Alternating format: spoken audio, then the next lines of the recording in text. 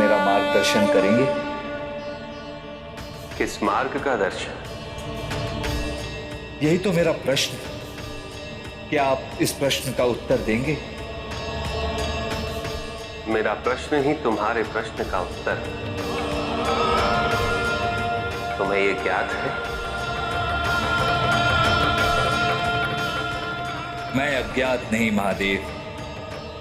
मुझे यह भी ज्ञान प्राप्त है कि आपको सब कुछ ज्ञात है। किंतु क्या मुझे मेरे एक प्रश्न का उत्तर प्राप्त होगा?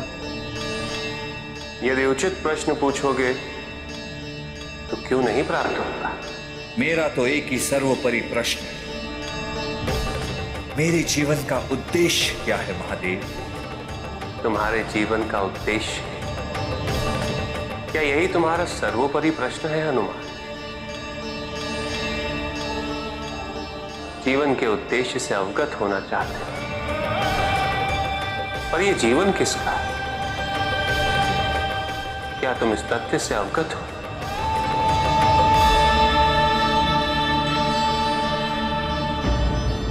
क्या मेरा जीवन नहीं?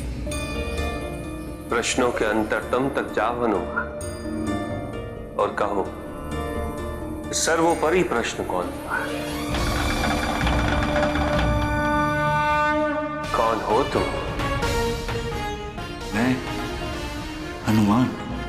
तुम्हारा नाम नहीं पूछा, तुम कौन हो? अंजनी सुत, केसरी नंदन, पवन पुत्र। तुम्हारा वंश नहीं पूछा, तुम कौन? वानर।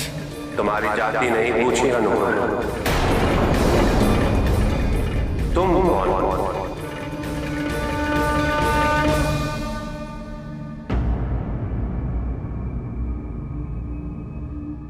मुझे ज्ञात नहीं। मुझे केवल ये ज्ञात है कि मुझे कुछ ज्ञात नहीं।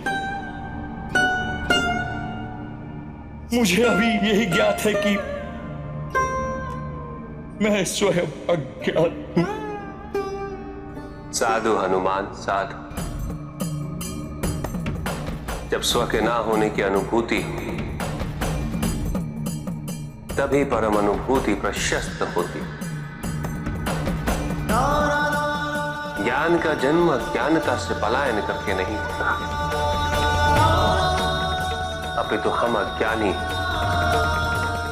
इस स्वीकृति से होता है।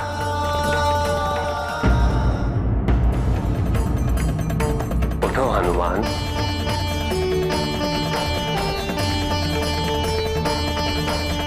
तुम्हें मेरे मार्गदर्शन की इच्छा थी